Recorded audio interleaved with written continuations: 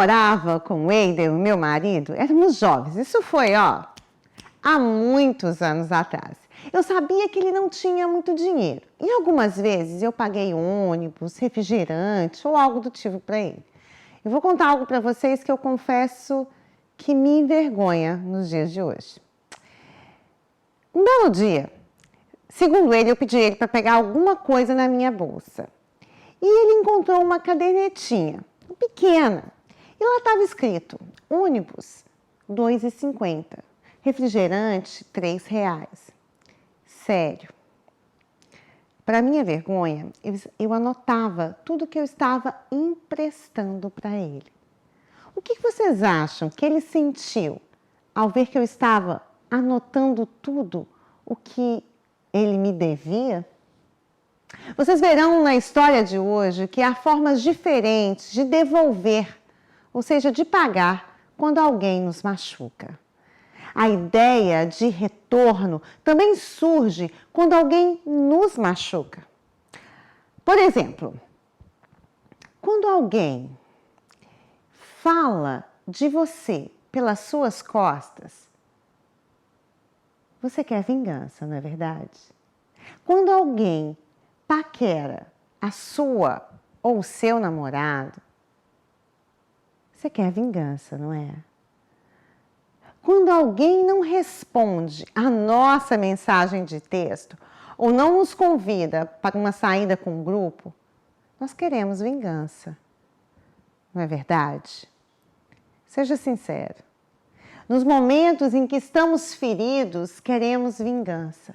Tudo bem, talvez você não faça isso um estilo de filme, tipo de terror, e a sua vingança não acontece de uma forma aterrorizante.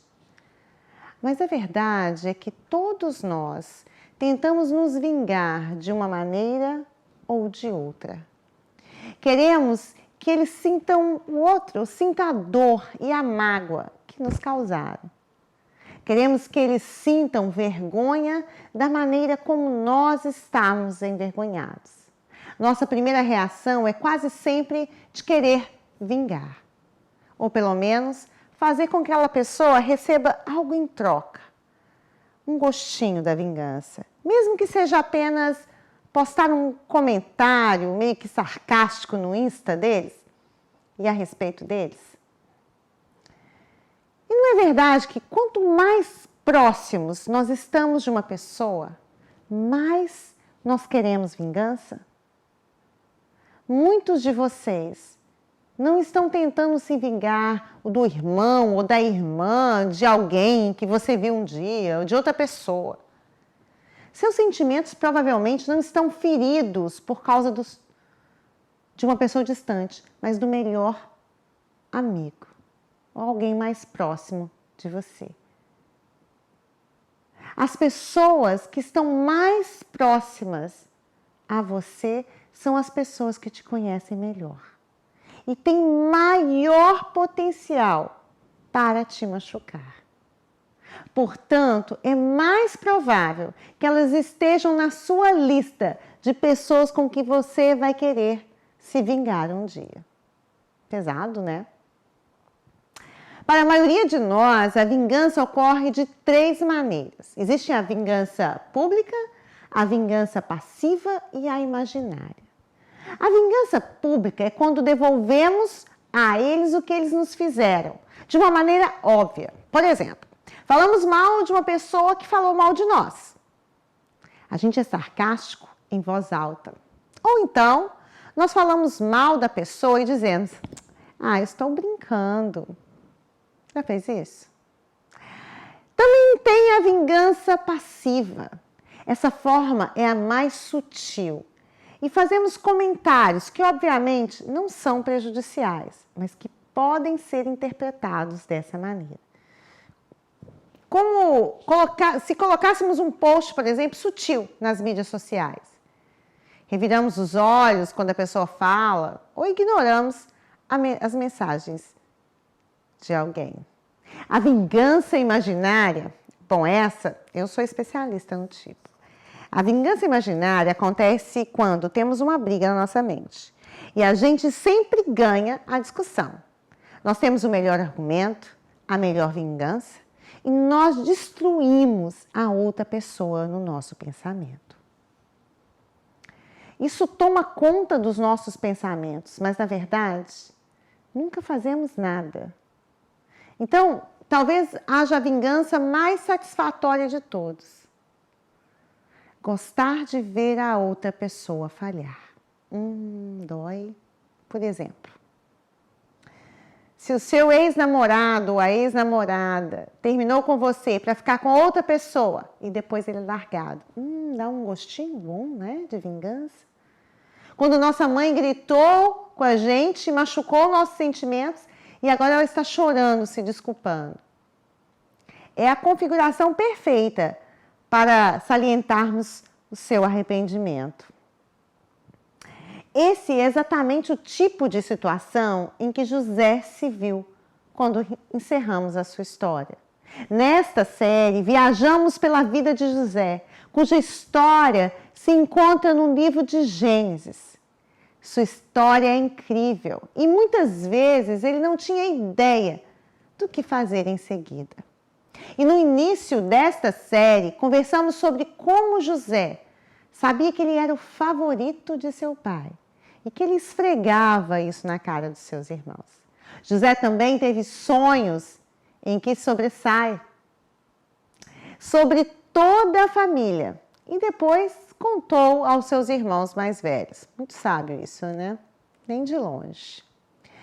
E como José era super irritante, seus irmãos conspiravam para matá-lo, o que parece ter sido uma reação exagerada, claro. Mas em vez disso, eles viram um grupo de pessoas viajando pela cidade e decidiram ganhar um pouco de dinheiro vendendo José como escravo. É uma história muito incrível essa de José.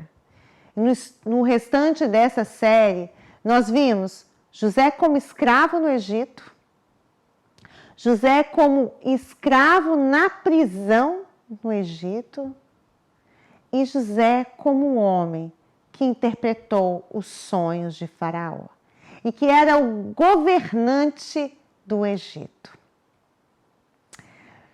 José foi finalmente colocado no comando de todo o Egito, segunda pessoa no comando, ficando apenas abaixo de Faraó. Não foi um resultado ruim para um cara que foi vendido como escravo pelos seus próprios irmãos. Contudo, houve uma reviravolta na trama, na história de José, e ele se tornou o chefe no comando. Houve uma escassez de alimentos onde sua família vivia. Então o pai de José, Jacó, enviou seus irmãos ao Egito para pedir comida, porque seu país estava sem e eles estavam prestes a passarem fome. Nesse ponto da história, a família de José pensava que ele estava morto. Então era natural que eles não imaginassem a possibilidade de encontrar José enquanto estivessem no Egito, pela busca por comida. Imaginem a cena. Quando eles chegaram no Egito e viram José, sem saber que aquele homem era José, um drama enorme se desenrolou. Você pode ler algumas das interações entre José e seus irmãos. Está lá em Gênesis, entre os capítulos 42 e 50. Confie em mim, vale a pena ler cada detalhe dessa história. Conhecê-la a fundo é como se estivesse em um filme. Mas vamos dar uma olhada hoje no capítulo 45 de Gênesis. E diz lá: a essa altura, José já não podia mais conter-se diante de todos os que estavam ali e gritou: façam sair todos! Assim, ninguém mais estava presente quando José se revelou a seus irmãos. E ele se pôs a chorar tão alto que os egípcios o ouviram e a notícia chegou ao palácio do faraó. Então disse José a seus irmãos: eu sou José. meu pai ainda está vivo? Mas os seus irmãos ficaram tão pasmados diante dele que não conseguiram responder a José. Vocês podem conferir tudo isso em Gênesis, nos versículos 1 a 3. Imagine, gente, a tensão e a emoção daquele momento. José estava cara a cara com as pessoas que tentaram matá-lo, seus próprios irmãos que o venderam como escravo. Sim, os mesmos irmãos que, ironicamente, foram pedir ajuda a ele. E foi nesse momento do tipo, você vai ter o que merece, né? Tudo foi configurado perfeitamente. A vingança foi jogada no colo de José. Ele tinha, como diz os outros mineiros, a faca na mão. José podia ter recusado fornecer comida a eles. Ele podia ter enviado todos eles para a prisão e fazer com que provassem dos seus próprios venenos. Ele podia até mesmo ter mandado matá-los. Da mesma forma como eles um dia estiveram dispostos a fazer com José. E eu te pergunto, o que você faria no lugar de José? O que você teria feito com todo esse poder para machucar a pessoa ou as pessoas que mais te machucaram? Honestamente, eu não sei o que dizer. Enquanto a história continua, José pediu a seus irmãos para se aproximarem dele. Você pode imaginar o terror que os irmãos sentiram neste momento? Eu acho que eles estavam tremendo de medo. E José disse: eu sou José, seu irmão, aquele que vocês venderam ao Egito. Agora, não se afligem, nem se recriminem por terem me vendido para cá, pois foi para salvar vidas que Deus me enviou adiante de vocês. Já houve 2 anos de fome na terra e nos próximos 5 anos não haverá cultivo nem colheita. Mas Deus me enviou à frente de vocês para lhes preservar um remanescente nessa terra. Que maravilhoso! Agora, há apenas uma razão pela qual José poderia ter respondido da maneira que ele fez. Ele não tentou se vingar, não. Porque ele já havia abandonado a ideia de vingança. Ele já havia feito do trabalho do perdão. Como que nós sabemos disso? Porque José conseguiu olhar dentro dos olhos daqueles que lhe causaram o maior sofrimento. E pôde se preocupar com o que eles estavam sentindo. Quando José disse, não se aflijam, nem se recriminam por terem me vendido para cá, ele estava reconhecendo o erro deles e sua mágoa, sem criar mais dor. Somente uma pessoa curada poderia fazer isso. Somente alguém que perdoou pode fazer isso. José escolheu o perdão em detrimento à vingança. E vemos isso no momento em que ele teve a maior oportunidade de vingança. Em algum momento entre ser vendido como escravo e se reunir com seus irmãos, José fez o trabalho de entregar sua mágoa a Deus e permitiu que ele o curasse. Foi por isso que José rapidamente percebeu a presença de Deus transformando aquela dor causada pelos seus irmãos em algo bom.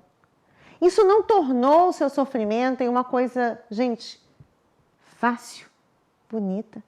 Isso não diminuiu a dor de José. Isso só fez remover a sua dor do centro do palco, permitindo que Deus ficasse no centro do palco. E isso tornou possível o perdão. O perdão não era apenas para os seus irmãos, era também para se libertar da sua própria dor. José continuou dizendo aos irmãos para irem buscar o pai e trazer a família inteira para o Egito, porque a fome continuaria e sem essas mudanças a família dele sofreria. E foi assim que aconteceu. Ele em seguida beijou todos os seus irmãos e chorou com eles. Eu me emociono com essa história. E só depois os seus irmãos conseguiram conversar com ele.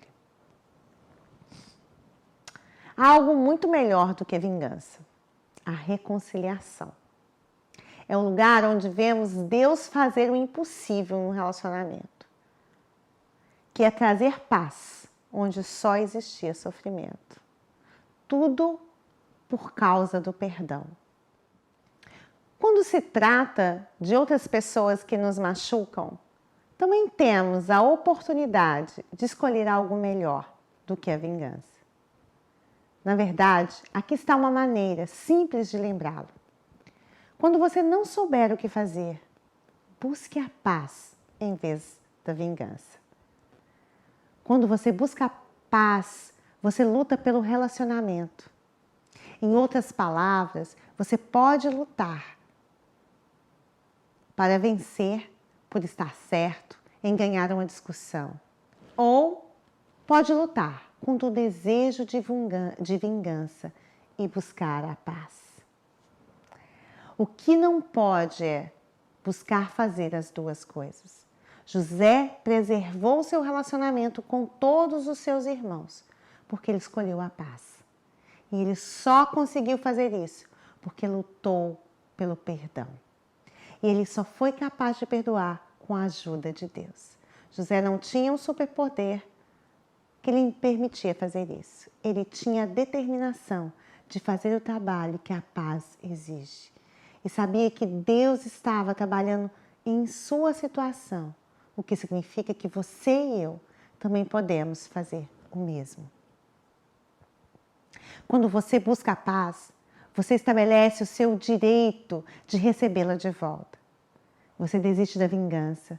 Você diz adeus ao seu desejo de se vingar. Em vez disso, você escolhe o caminho do perdão. Você escolhe a história da reconciliação de Deus em vez da sua própria história de vingança. É mais fácil falar do que fazer, eu sei. E você precisa trabalhar isso diariamente, eu e você. Certo de que esse benefício final é para nós. Você não apenas tem paz com as outras pessoas, mas você tem paz com você. Sabe por que isso é complicado? Porque o que aconteceu com você não é o que aconteceu com José. Na verdade, eu poderia contar dezenas de histórias e nenhuma delas seria exatamente igual à sua história. Talvez você tenha passado o tempo todo se perguntando aí: sempre, Karina, precisamos nos reconciliar? Ou se perguntou: e quando é um relacionamento tóxico? Ou até mesmo, você pode ter se perguntado também: e se você é o único que se machucou?